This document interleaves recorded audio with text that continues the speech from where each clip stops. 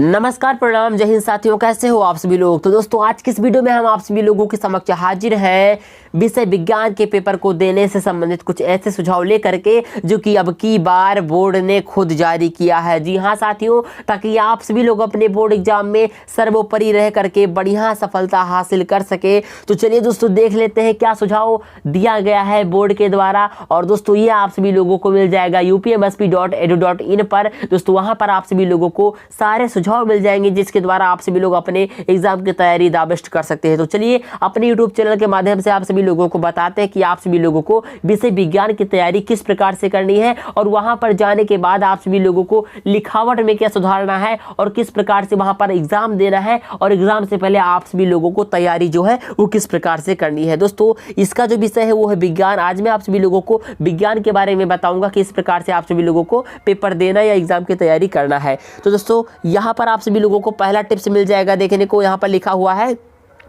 विज्ञान के निर्धारित पाठ्यक्रम को पढ़ें तथा समय सारणी का निर्माण करें। अर्थात दोस्तों यहाँ पर आप सभी लोगों को विज्ञान के पाठ्यक्रम को पढ़ने के संबंध में बताया जा रहा है जो कि आप सभी लोगों को पहले से ही ज्ञात है, लेकिन उसके साथ आपको यहाँ पर देखने को मिलेगा समय सारणी का निर्माण करें। इसका मतलब दोस्तों होता है कि आप सभी लोग अपना टाइम निर्धारित करें कि आप सभी लोगों को किस टाइम पर विज्ञान को पढ़ना है ताकि आप सभी लोग इजिली द बेस्ट कंप्लीटली पढ़ाई करके जा पाओ। तो दोस्तों चलिए आगे बढ़ते और अगला देख लेते हैं यहाँ पर आप सभी लोगों को क्या बताया गया दूसरे नंबर टिप्स में। दोस्तों यहाँ पर आप सभी लोगों को बताया गया है कि विगत वर्षों के बोर्ड परीक्षा के रसायन विज्ञान के प्रश्न पत्रों एवं मॉडल प्रश्न पत्रों के पैटर्न को समझना है तथा उन्हें हल करने का प्रयास करना है। दोस्तों आपको यहाँ ये बताया जा रहा है कि जो प्रीवियस पेपर है या कोई जो मॉडल पेपर है, ठीक है, जो यूपी बोर्ड के द्वारा जारी किया गया पेपर है, तो दोस्तों आप सभी लोगों को उसको खुद जो है हल करना है और कितने टाइम में हल करना है। दोस्तों जो उसमें 3 घंटा 15 मिनट निर्धारित टाइम होता है उतने ही टाइम में आप सभी लोगों को सारे प्रश्न को हल करना है और देखना है और जांचना है अपने आप को कि आप सभी लोग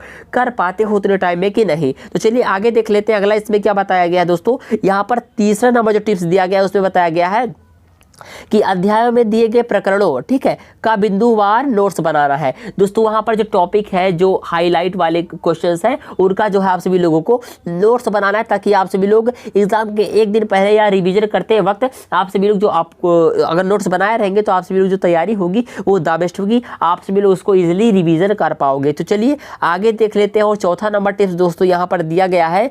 उसमें बताया गया है कि अध्याय में दिए गए सूत्रों को सूचीबद्ध करके याद करते हैं। अर्थात दोस्तों यहाँ पर आप सभी लोगों को एक छोटा सा मतलब नोट्स बना लेना पर किसी कॉपी या रफ में एक नोट्स बना लीजिए और वहाँ पर जो सूत्र है उसको लिख लीजिए और आप सभी लोग अपना इजीली उसको तैयार कर लीजिए कि कौन कौन से सूत्र हैं और किस कैटेगरी के सूत्र हैं और किस प्रकार से आप सभी लोगों को उसको तैयार करना है।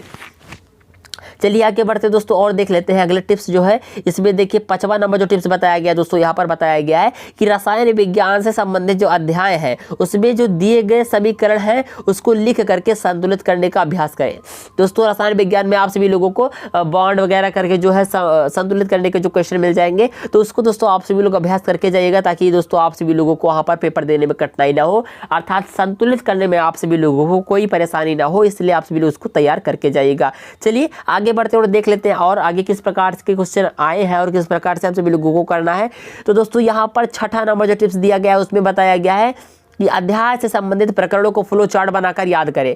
दोस्तों ऐसा सामाजिक विज्ञान में भी बताया गया था और विज्ञान में भी बताया जा रहा है कि आप सभी लोग अपना जो एग्जाम देंगे उसमें फ्लो चार्ट का प्रयोग करना है, ठीक है। अर्थात आप सभी लोग फ्लो चार्ट का प्रयोग करने के बाद जो एग्जाम देंगे तो जो एग्जामिनर होगा कॉपी चेक करने वाला होगा तो वो आप सभी लोगों को जो उसको तो पता नहीं आप टॉपर हो या नहीं हो, लेकिन आपको वो टॉपर के कैटेगरी में रखेगा। आप टॉपर हो तो द बेस्ट और नहीं हो तो अब से बन जाओगे, ठीक है। फ्लो चार्ट का प्रयोग कर लीजिएगा, आप टॉपर बन जाओगे। लेकिन बस कहने को है यार, तैयारी करके जाइएगा तभी आप टॉपर रहोगे, वरना आप तो जैसे हो वैसे रहोगे, आपको पता है।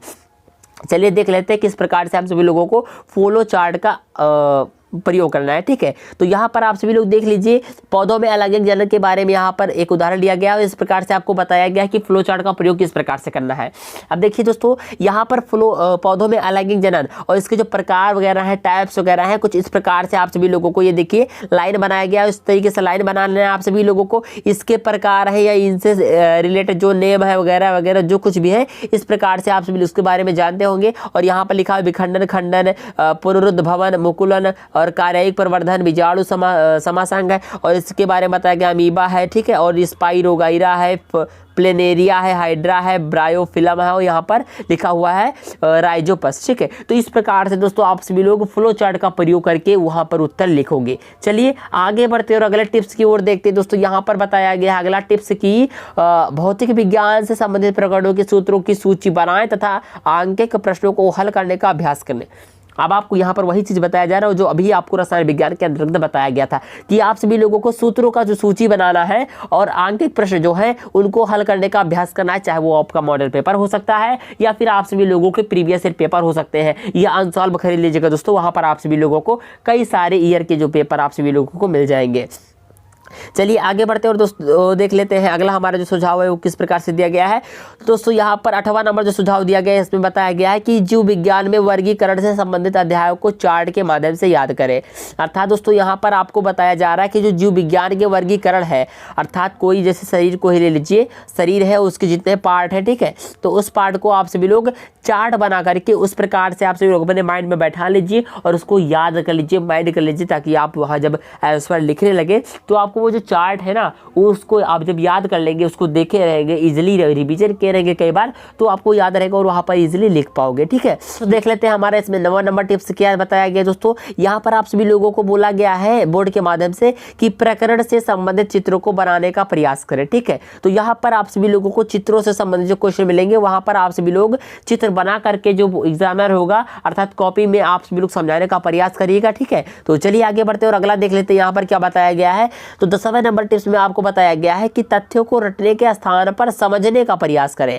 अर्थात आप सभी लोग कोई चीज है उसको याद करें तो आप उसको बार बार रटे ना, उसको समझे, ठीक है। अगर जैसे कोई बॉडी से संबंधित कोई जानकारी है तो उसको आप बार बार रटिए मत कि सर के नाक के ऊपर आंख होता है, नाक के ऊपर आंख होता है, नाक के ऊपर आंख होता है। उसको आप देखिए, फिगर को देखिए, समझिए कि हाँ नाक के ऊपर आंख होता है, आप उसको समझ लीजिए अच्छे तरीके से। आप बार बार उसको रटिएगा ना, अगर आप रटेंगे तो थोड़ा आप भूल भी सकते हैं कि आंख के ऊपर आंख होता है कि नीचे होता है, आप भूल जाएंगे। इसलिए आप सभी लोग उसको समझने का पूरा प्रयास करिए। चलिए आगे बढ़ते और अगला बिंदु देख लेते हैं क्या इसमें बताया गया है। दोस्तों यहाँ पर बोला गया है कि परीक्षा कक्ष में ध्यान देने योग्य बिंदु। अब यहाँ पर बात करेंगे कि आप सभी लोग जब परीक्षा देने जाएंगे उस टाइम आप सभी लोगों को किन किन बातों का ध्यान रखना है, ठीक है। तो चलिए अब इसके बारे में भी हम बात कर लेते हैं। तो दोस्तों यहाँ पर आप सभी लोगों को पहला जो है टिप्स मिल जाएगा। देखिए पहले टिप्स में क्या लिखा है कि परीक्षा देते समय सर्वप्रथम प्रश्न पत्र को ध्यानपूर्वक पढ़ना है, ठीक है। अर्थात जब आप सभी लोगों को एग्जाम सीट मिले, ठीक है, पेपर मिले, क्वेश्चन पेपर मिले, तो आप सभी लोग तुरंत ये ना हो कि जैसे बिना फटाक दे आप अपनी कॉपी खोले, उसमें प्रश्नोत्तर संख्या 1 डालने के बाद तुरंत लिखने लगे। आपको तुरंत नहीं करना है, आपको कुछ वहाँ पर ध्यान देना है कि जो प्रश्न पत्र मिला है उसमें आप सभी लोगों को कुछ सामान्य निर्देश करके दिया रहेगा। उसमें आप सभी लोगों को बताया जाएगा कि कितना टाइम आप सभी लोगों के लिए निर्धारित है प्रश्न पत्र पढ़ने के लिए। तो पहले आप सभी लोगों को क्या करना है कि अपने प्रश्न पत्र को, अर्थात जो प्रश्न पत्र आपको मिल रहा है उसको ध्यानपूर्वक पढ़ना है, ताकि आप सभी लोगों को ये समझ आ जाए कि उसमें किस प्रकार के क्वेश्चन आए हैं, कहाँ कहाँ से आए हुए क्वेश्चन है, हमको आता है ये क्वेश्चन कि नहीं आता है, हमें कौन सा क्वेश्चन पहले करना है, कौन सा क्वेश्चन बाद में करना है। ये सारी चीज़ें जो है आप सभी लोग अपने माइंड कर लीजिएगा, तभी आप सभी लोग एग्ज़ाम देना स्टार्ट करिए। चलिए आगे बढ़ते हैं और अगला देख लेते हैं क्या बताया गया इसमें।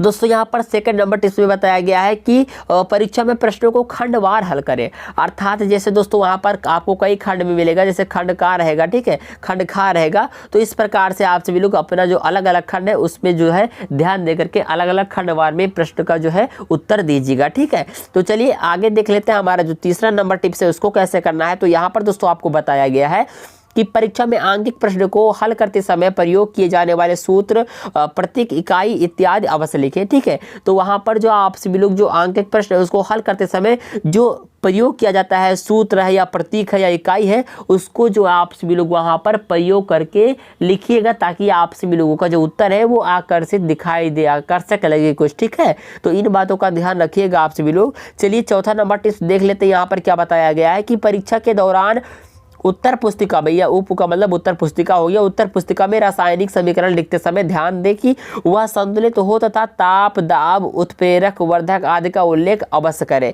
तो ये इजी है, आप सभी लोग समझ जाइएगा। आप सभी लोग अपने उत्तर पुस्तिका में रासायनिक समीकरण लिखते समय आप सभी लोग इन सब चीज़ों का, इन सारी बातों का ध्यान रखिएगा कि वह संतुलित हो या तथा ताप या दाब, उत्प्रेरक, वर्धक हो। तो इन सब चीज़ों का उल्लेख आप सभी लोगों को करना है, ठीक है। तो चलिए आगे बढ़ते और अगला टिप्स देखते हैं। तो यहाँ पर अगला जो टिप्स बताया गया दोस्तों कि उत्तर पुस्तिका में सुंदर तथा स्पष्ट सुलेख में उत्तरों को लिखे।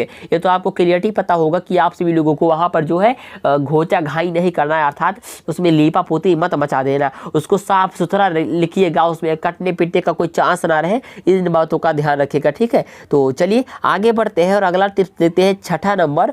तो यहाँ पर दोस्तों आपको बताया गया है कि शीर्षकों को लिखने के लिए काले तथा नीले स्केच पेन का प्रयोग करें। तो काला और नीला का स्केच पेन का आपको प्रयोग करना है, इन बातों का भी ध्यान रखिएगा। चलिए आगे बढ़ते और अगला देख लेते हैं। यहाँ पर 7वें नंबर पर बताया गया है कि चित्र बनाने तथा नामांकन हेतु रंगीन पेंसिल का प्रयोग करें। वहाँ पर आप सभी लोग रंग बिरंगे जुगनू, ललपेरा, नीलपेरा, आप सभी लोगों का जो ज़्यादा स्केच है उनका प्रयोग नहीं करना है। आप सभी लोगों को रंगीन पेंसिल का इस्तेमाल करना है, किसके लिए? चित्र बनाने के लिए और नामांकन करने के लिए, ठीक है। 8वां नंबर देख लेते हैं दोस्तों, हमारे टिप्स से क्या है दोस्तों। यहाँ पर बताया गया है कि सर्वप्रथम सरल प्रश्नों को हल करें तथा पश्चात कठिन प्रश्नों को करें, ठीक है। इसमें यह बताया गया दोस्तों आप सभी लोगों को जो सरल है, आपको जो सरल लग रहा है, आपको जो क्वेश्चन आता है उसको आप सभी लोग पहले हल कर लीजिए। उसके बाद दोस्तों आपको क्या करना है? कठिन प्रश्नों को हल करना है, ठीक है। तो इन बातों का भी ख्याल रखिएगा। चलिए आगे बढ़ते हैं, 9वां नंबर देख लेते हैं। इसमें क्या बताया गया कि समय का ध्यान रखते हुए प्रश्न पत्र को हल करना है, ठीक है। जितना टाइम दिया गया है, जैसे 3.25 घंटे दिया हुआ होता है, तो वहां पर आप सभी लोग एक ही प्रश्न के पीछे ना लगे रह जाइएगा। आगे का भी ध्यान रखिएगा कि 2 नंबर, जैसे आप कोई एग्जाम का आप कोई क्वेश्चन को हल कर रहे हैं वो 2 नंबर का है और पीछे आपको 8-8, 6-6, 5-5 नंबर का मिल जाएगा क्वेश्चन, ठीक है। तो आप सभी लोग अगर 2 ही नंबर के क्वेश्चन को आप 10 मिनट या 15 मिनट दे देते हैं लिखते समय या सोचते समय या ध्यान देते समय, तो आप सभी लोगों को ज़्यादा टाइम वेस्ट होगा। इसलिए इन बातों का ध्यान रखना है कि पीछे आप सभी लोगों को 8 नंबर या 5 नंबर या 6 नंबर का जो है क्वेश्चन मिलने वाला है। इसलिए अपने समय को अपने जेब में रखते हुए, अर्थात अपने उसको ध्यान में रखते हुए अपने आप को जो है अपडेट करते हुए पेपर को देना है, ठीक है।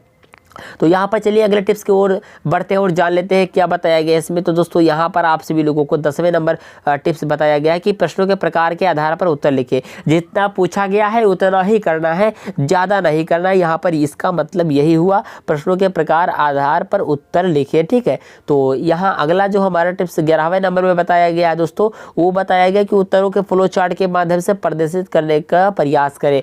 तो दोस्तों अभी मैंने आपको बताया फ्लो चार्ट किस प्रकार से बनाना है, तो इसी प्रकार से आप सभी लोग फ्लो चार्ट का प्रयोग करके जो है आप सभी लोग अपने उत्तर को दर्शाएंगे, लिखेंगे, थोड़ा और आकर्षक बनाएंगे। देखिए यहाँ पर 12वें नंबर में बताया गया कि उत्तरों को लिखने के पश्चात, अर्थात उत्तरों को लिखने के बाद उत्तर पुस्तिका का पुनरावलोकन अवश्य करें, अर्थात एक बार जांच जरूर लें, ठीक है। तो इस प्रकार से दोस्तों आप सभी लोग अपने एग्जाम को इजीली दे पाओगे और ज़्यादा नंबर गेन कर पाओगे, ठीक है। अगर इन बातों को ध्यान में रखोगे तो उम्मीद है और आशा है आप सभी लोगों से कि आप सभी लोगों को हमारा ये वीडियो जो है आप सभी लोगों को समझ में आ गया होगा। तो दोस्तों यदि आप सभी लोगों को हमारा ये वीडियो पसंद आया हो तो प्लीज़ दोस्तों आप सभी लोग हमारे इस वीडियो को एक लाइक करना ना भूलेगा। दोस्तों आपके एक लाइक से हमें ढेर सारा मोटिवेशन मिलता है। दोस्तों अगर आप सभी लोग ऐसे ही एग्जाम की वीडियो की तैयारी का जो है नोटिफिकेशन अपने मोबाइल पर रोजाना अपडेट के रूप में चाहते हैं तो इस चैनल को